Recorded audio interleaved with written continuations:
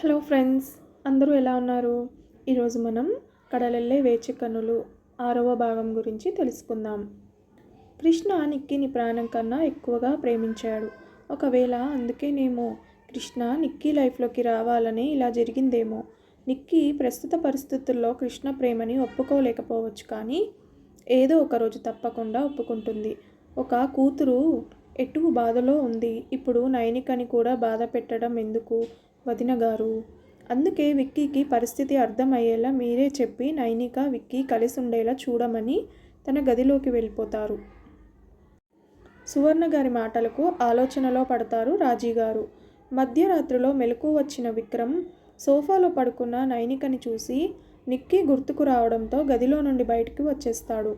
అక్కడ రాజీగారు హాల్లో కూర్చొని ఏదో తీవ్రంగా ఆలోచిస్తూ ఉండడంతో ఆవిడ దగ్గరకు వెళ్ళి కూర్చొని, ఏమైందమ్మా, ఎందుకలా ఉన్నావు, దేని గురించి అంతలా ఆలోచిస్తున్నావు అని అడిగేసరికి, నీ జీవితం గురించే నాన్న అని ఆవిడ కంటతడి పెడుతుంటే తల్లి కంట కన్నీరు చూసి, నా గురించి దేనికి, నాకేమైందని, నిక్కీ నైనికల గురించిన ఆలోచనలతో నలిగిపోతున్న నా బిడ్డ గురించి నాకు తెలియదా నాన్న అనేసరికి విక్రమ్ బాధగా, ఎందుకలా జరిగిందమ్మా, నా పొరపాటే ఈ పరిస్థితికి కారణం నాన్న.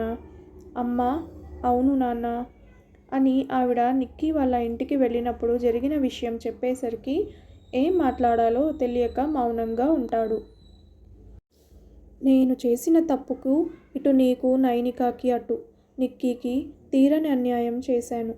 నువ్వు నిక్కీ ఆలోచనలతో దహించుకుపోతే నిన్ను ప్రేమించి నీతో కలకాలం కలిసి ఉండాలని కొండంత ఆశతో ఇంట అడుగుపెట్టిన నైనిక ఇప్పుడు నీ పరిస్థితి చూసి కుంగిపోతోంది.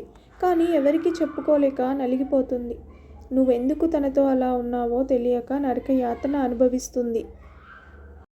నీకు తెలుసా, రాత్రి మీ మధ్య జరిగిన దానికి నైనిక భయపడిపోయింది. అలాంటి పరిస్థితుల్లో కూడా ఇక్కడే ఉన్న తన తల్లి దగ్గరకు వెళ్లకుండా నా దగ్గరకు వచ్చింది అని జరిగింది చెప్పేసరికి నైనిక మీద గౌరవం మరింత పెరిగిపోతుంది. తన అత్తింటి పరువు, భర్త పరువు పోకూడదని అనుకుంది. ఇంతకన్నా మంచి కోడలు ఎక్కడ దొరుకుతుంది? జరిగిపోయిన దాని గురించి ఆలోచించడం కన్నా జరగబోయేది ఏంటి అనేది ఆలోచించి ఒక అవగాహన వస్తే మంచిది కదా. నిక్కీ కృష్ణ లవ్ని యాక్సెప్ట్ చేసిందట. 1 సంవత్సరం తర్వాత పెళ్లి చేసుకోవాలని ముందుగానే అనుకున్నారట. కృష్ణ, నిక్కీ దానికి వాళ్ళిద్దరూ అంగీకరించారట. నేను చేసిన తప్పుకి నైనికని శిక్షించకు కన్నా. నైనిక నీ జీవితంలోకి రావాలన్నది ఆ భగవంతుడి నిర్ణయం. అందుకే తిరుపతిలో మీరు కలిసేలా చేసి ఇప్పుడు ఇలా ఇద్దరికీ మూడి పడేలా చేశాడు. జరిగిన దానిలో తప్పు ఏదైనా ఉందంటే అది నాది, నీది, ఇంకా నిక్కీది. ఈ విషయంలో నైనిక తప్పు ఎంతమాత్రం లేదు. నైనిక నా ఇంటి కోడలు, నీకు భార్య. ఈ విషయాన్ని నువ్వు ఎంత త్వరగా అర్థం చేసుకుంటే అంత మంచిది అని నా అభిప్రాయం. ఆ తర్వాత నీ ఇష్టం. నా కోడలికి అన్యాయం చేయాలని చూస్తే మాత్రం ఊరుకునేది లేదు అని ఇంక తను చెప్పాల్సినది ఏమీ లేదని మౌనంగా ఉంటారు రాజీగారు. రాజీగారి మాటలకు ఆవిడ ఒడిలో తల పెట్టుకొని ఆలోచిస్తూ ఉంటాడు. కాసేపటికి తల్లి ఒడిలో నుంచి లేచి ఫ్రెష్ అవ్వడానికి వెళ్తూ నైనిక వైపు చూసి తన గది లోపలికి వెళ్ళిపోతాడు. విక్కీ ప్రవర్తనలో మార్పు తనకు తెలియడంతో తన భయం ఎక్కువ అవుతుంది. ఆయన కళ్ళల్లో ప్రేమ లేదు, ఇంకేదో భావం కనపడుతోంది అనే ఆలోచనలో ఉన్న నైనికకి, వెళ్ళు, వాడికేం కావాలో చూడు అని రాజీగారు అనడంతో గదిలోకి వెళ్తుంది. హాస్పిటల్కు కావలసిన లేటెస్ట్ ఎక్విప్మెంట్ కోసం ఫారెన్ వెళ్ళాలని చెప్పి లగేజ్ సర్దుకొని ఫ్రెష్ అవ్వడానికి వెళ్తాడు విక్రమ్. సడన్గా ఫారెన్ ప్రోగ్రాం ఏంటి, నాకు దూరంగా ఉండాలనా అని అనుకోగానే దుఃఖం పొంగుకు వస్తుంది నైనికకి. కానీ తను బాధపడితే ఇంట్లో వాళ్లకు విషయం తెలుస్తుందని సైలెంట్గా విక్రమ్ లగేజ్ ప్యాక్ చేస్తుండగా విక్రమ్ వచ్చి, నావి మాత్రమే సర్దుతున్నావు, నీకు రావాలని లేదా అని అడగడంతో షాక్ అవుతుంది. నేను ఎందుకు ఇవన్నీ అపార్థం చేసుకుంటున్నాను అని తనను తాను తిట్టుకుంటూ తన లగేజ్ కూడా సర్దుకుంటుంది నైనిక. తమ లగేజ్ సర్దుకొని బయటకు వచ్చిన విక్కీ నైనికలను చూసి టిఫిన్ చేసి వెళ్ళమనడంతో అంత టైం లేదు అన్న విక్కీ మాటలకు 2 నిమిషాలు అని పరోటాలు రోల్ చేసి ఫాయిల్ ప్యాక్ చేసి తీసుకువస్తుంది. ఖాళీ కడుపుతో వెళ్ళకూడదు కదా అని. అప్పటికే టిఫిన్ చేసి రెడీగా ఉన్న నైనిక తల్లిదండ్రులు కూడా తమ లగేజ్తో రావడంతో వాళ్ళు హైదరాబాద్ వెళ్ళాలనుకుంటున్నారని తెలిసి వాళ్ళని డొమెస్టిక్ ఎయిర్లైన్స్ డిపార్చర్ దగ్గర డ్రాప్ చేసి ఇంటర్నేషనల్ డిపార్చర్ వైపు వెళ్తారు. విక్కీ, నైనిక జాగ్రత్త నాన్న, ఆల్ ద బెస్ట్ అన్న రాజీగారి వైపు చూసి స్మైల్ ఇచ్చి ముందుకు కదులుతుండగా నైనిక అత్తగారి కాళ్లకు నమస్కారం చేయగా తనని లేపి తల నిమిరి నుదుట ముద్దు పెట్టుకొని జాగ్రత్త తల్లి ఇద్దరు అని చెప్పడంతో అలాగే అత్తయ్య అని విక్కీ టైం అవుతుంది అని అనడంతో అత్తయ్య మీరు జాగ్రత్త, డ్రైవర్ని స్లోగా డ్రైవ్ చేయమని చెప్పండి అని చెప్పి వాళ్ళు బోర్డింగ్ పాస్ తీసుకొని చెకింగ్లోకి వెళ్ళిపోతారు. లగేజ్ చెకింగ్ సెల్ఫ్ చెక్ కూడా అయ్యాక టైం ఉండడంతో తను తెచ్చిన పరోటా విక్కీ ముందు పెడుతుంది. అది తీసుకొని తింటూ సారీ నిన్నేదో కాల్ వల్ల వెళ్ళిపోయాను, నిన్ను హర్ట్ చేశాను కదా అన్న విక్కీ మాటలకు అదేం లేదండి, సడన్గా వెళ్ళిపోయేసరికి కొంచెం భయం వేసిందంతే. ఇంతకీ ఎన్ని డేస్ ట్రిప్ అని నైనిక అడగడంతో ఒక వారం రోజులు. ఎందుకు అడుగుతున్నావు? ఏం లేదండి, అత్తయ్య ఒక్కతే ఉండాలి కదా అన్ని రోజులు, మామయ్య గారు బిజినెస్ మీటింగ్లో బిజీ, పిన్ని గారు కూడా నిన్న రాత్రి వెళ్ళిపోయారు వాళ్ళ ఇంటికి, అందుకే అడిగాను అంతే అని చిన్నగా స్మైల్ ఇస్తుంది. తర్వాత ఇద్దరూ తినేసి ఫ్లైట్ అనౌన్స్మెంట్ రావడంతో వెళ్ళి తమ సీట్లలో కూర్చుంటారు. ఫ్లైట్ ఎక్కిన తర్వాత విక్రమ్ కళ్ళు మూసుకొని తల్లి చెప్పిన మాటల్ని గుర్తు చేసుకుంటూ ఇందాక నైనిక కళ్ళల్లో భయం చూసి నైనికని బాధ పెట్టకూడదని నిర్ణయించుకున్నాడు. అయితే నిక్కీ కృష్ణలకి ఇంకా పెళ్ళి జరగనుంది, నేను తన గురించి ఇంక క్షణం కూడా ఆలోచించకూడదు అని బలంగా అనుకున్నా అది తన వల్ల కాదని తెలిసి తన మీద తనకే విపరీతమైన కోపం వస్తుంది. విక్కీ మొహంలో మార్పును చూసిన నైనిక దేనికిలా డిస్టర్బ్ అవుతున్నారు అని అనుకుంటూ అతన్ని కామ్ చేయాలని అతని చేయి మీద చేయి వేసి చిన్నగా తడుతుంది. వెంటనే నార్మల్ అయ్యి కళ్ళు తెరిచి నైనిక వైపు చూసి చిన్న స్మైల్ ఇస్తాడు. 24 గంటల ప్రయాణం తర్వాత లండన్ మహానగరంలో అడుగు పెడతారు ఆ కొత్త పెళ్లి జంట. అక్కడ విక్కీ ఫ్రెండ్స్ ఉండడంతో నైనికని వాళ్ళ ఇంటికి తీసుకువెళ్తారు. విక్కీ వాళ్ళను ఫ్రెష్ అవ్వమని చెప్పి ఫుడ్ రెడీ చేసి ఉంచుతారు. వాళ్ళు రాగానే అన్ని విషయాలు మాట్లాడుకుంటూ మాటల్లో పడతారు విక్కీ ఇంకా అతని ఫ్రెండ్స్. నైనికకి బోర్ కొడుతుందేమో అని అతని ఫ్రెండ్ తల్లికి సైగ చేసేసరికి ఆవిడ వచ్చి నైనికని తనతో తీసుకువెళ్తుంది. అలా ఫ్రెండ్స్తో రోజంతా కబుర్లు చెప్పి నైనిక దగ్గరకు వచ్చి డిన్నర్కి బయటకు వెళ్దామని చెప్పి తీసుకువెళ్తాడు. దారిలో సారీ నైనిక, చాన్నాళ్ళ తర్వాత ఫ్రెండ్స్ కలిశారు, అందుకే నీకు టైం ఇవ్వలేకపోయాను. ఇట్స్ ఓకే, ఇందులో సారీ చెప్పడానికి ఏముంది అని చిన్న స్మైల్ ఇస్తుంది. బయట డిన్నర్ చేసి ఆ ప్లేస్ చాలా నచ్చడంతో అలా చుట్టూ చూస్తూ ఉంటుంది నైనిక. తనకి ఆ ప్లేస్ నచ్చిందని తెలిసి తనని కాసేపు ఎంజాయ్ చేయమని చెప్పి ఫోన్ కాల్ రావడంతో తనని చూస్తూ కాల్ మాట్లాడుతూ ఉంటాడు విక్కీ. అలా కాల్ మాట్లాడుతూ బిజీగా ఉన్న విక్కీ నైనిక వైపు ఎవరో రావడం చూసి వెంటనే కాల్ కట్ చేసి అక్కడికి వెళ్తాడు. విక్కీని చూసి దడిచి ఏదో అడ్రస్ అడిగి వెళ్ళిపోతారు వాళ్ళు. వాళ్ళ చూపుల్లో తేడాను కనిపెట్టిన విక్కీ నైనికను తీసుకొని ఇంటికి వెళ్ళిపోతాడు.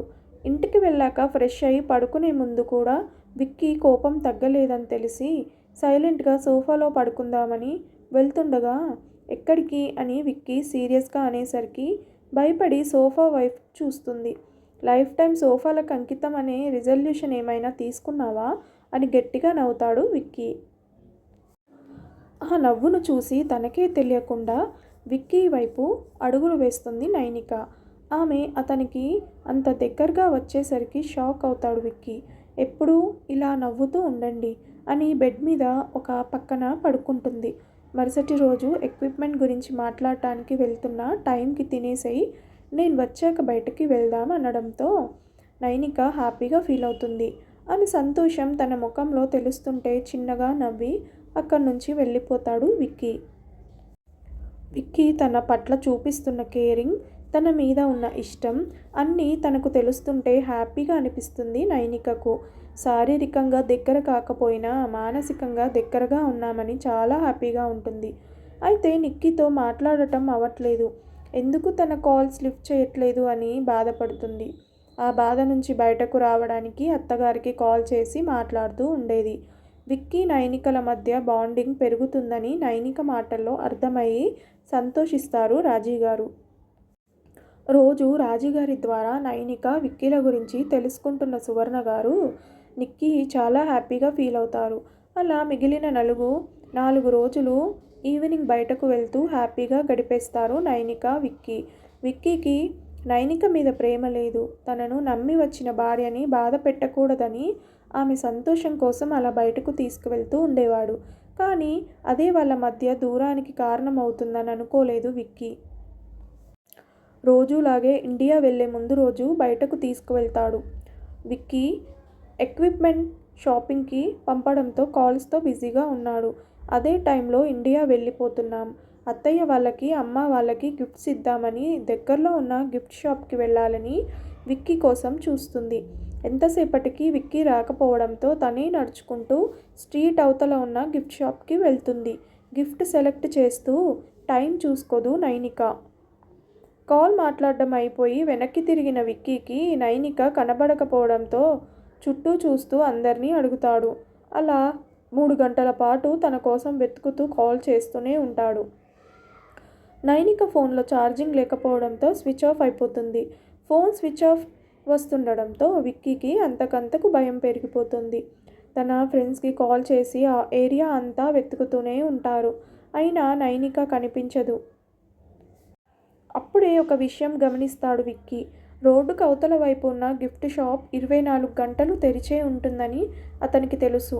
అలాంటిది సడన్గా ఇప్పుడు క్లోజ్ చేసేసరికి అనుమానం వచ్చి చూస్తే నైనిక కనిపిస్తుంది. అక్కడి పరిస్థితులు పట్టించుకోకుండా నైనిక కనిపించగానే చాచి పెట్టి కొడతాడు. దాంతో తను కింద పడిపోతుంది. తనను లేపి నిలబెట్టి తన కళ్ళల్లో కన్నీళ్లు తిరుగుతున్నా, ఎందుకే ఇలా మీ అక్క చెల్లెలు నా జీవితంతో ఆడుకుంటున్నారు?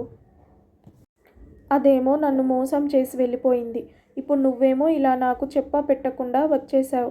3 గంటల నుండి పిచ్చివాళ్లా నీకోసం వెతుకుతున్నాను.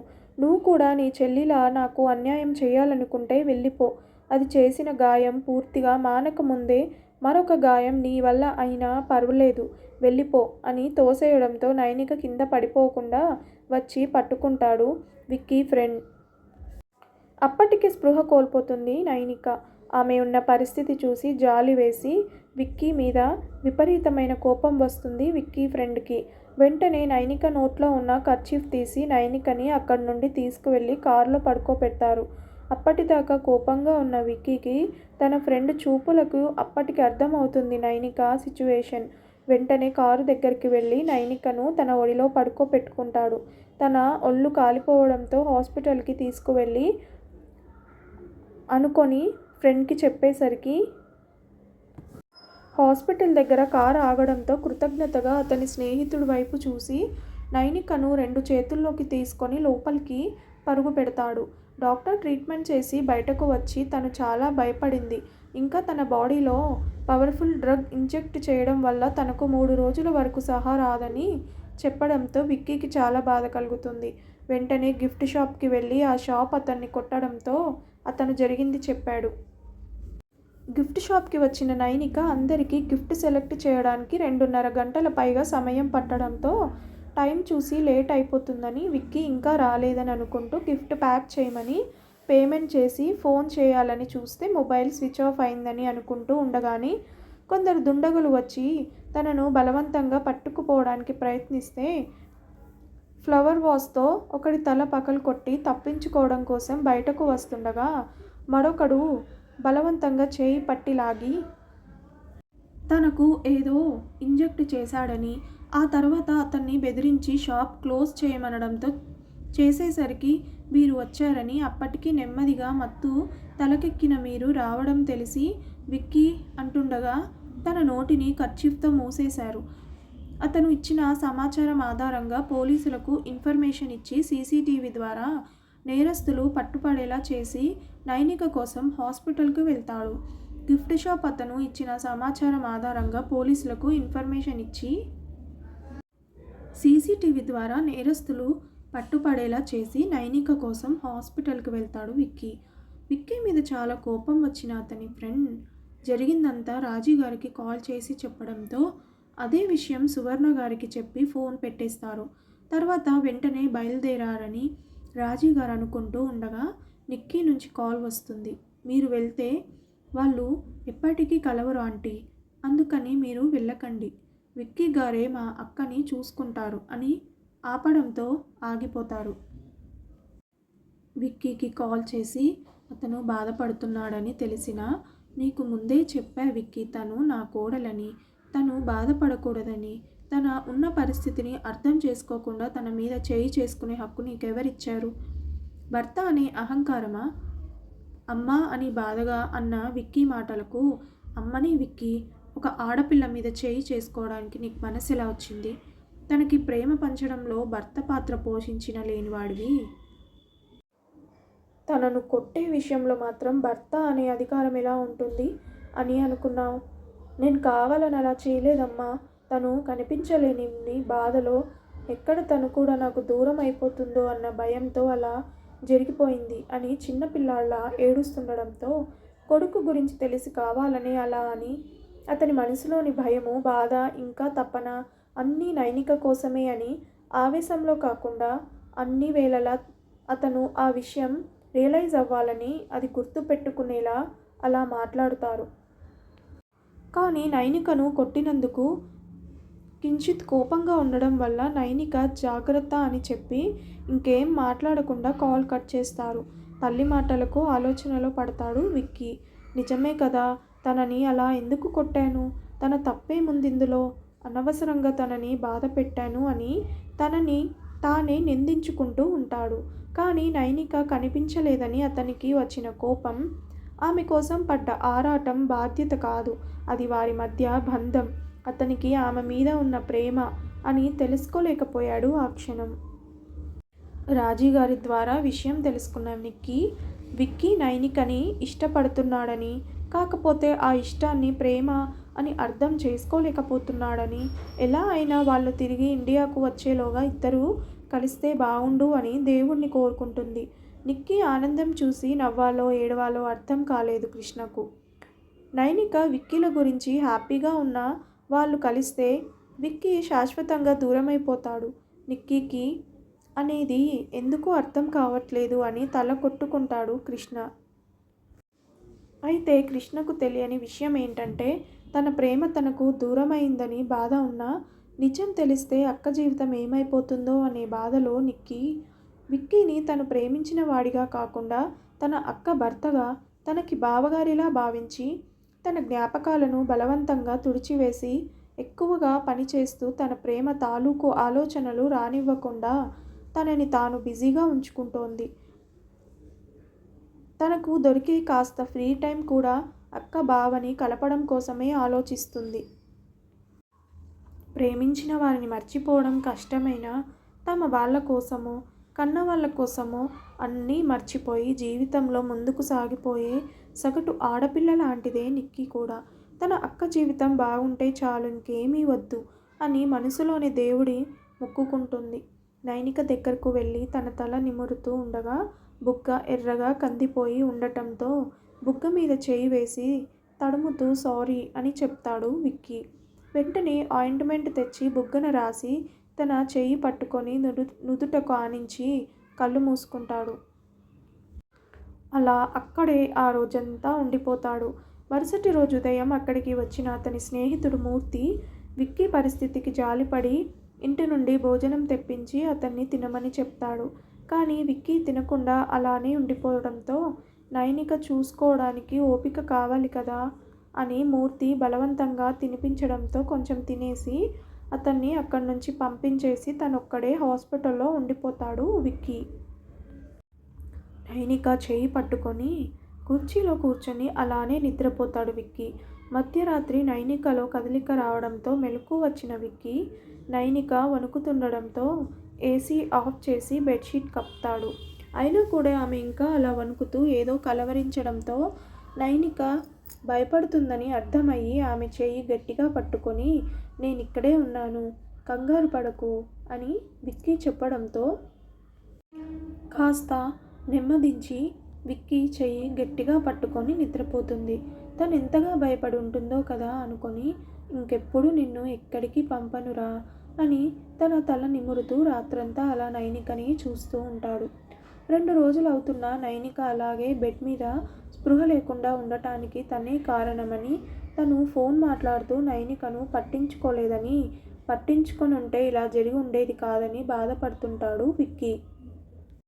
నైనిక స్పృహలోకి వచ్చిన తర్వాత డాక్టర్ చెక్ చేసి కొన్ని రోజులు ఆ డ్రగ్స్ తాలూకు ప్రభావం ఉంటుందని, జాగ్రత్తగా చూసుకోమని చెప్పడంతో మరో 4 రోజులు లండన్లోనే ఉండిపోతారు విక్రమ్, నైనిక. నైనికను ఒక్క పని కూడా చేయనివ్వకుండా తనకి కావలసినవన్నీ దగ్గరుండి చూసుకునేవాడు విక్కీ.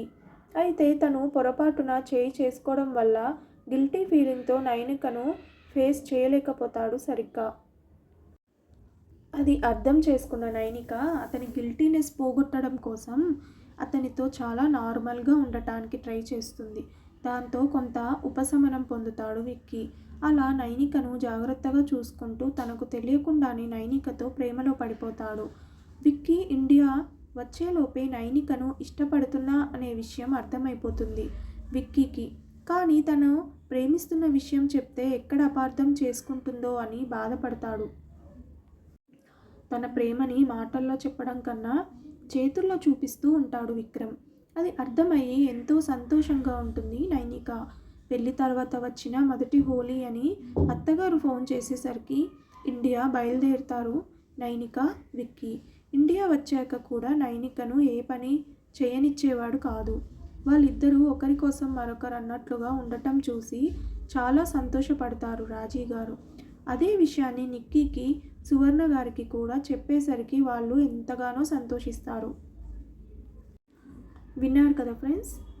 ఈ కథ కనుక మీకు నచ్చితే ప్లీజ్ సబ్స్క్రైబ్ చేసుకోండి, లైక్ చేయడం అస్సలు మర్చిపోకండి. దీని తర్వాత కథను మరొక వీడియోలో తెలుసుకుందాం.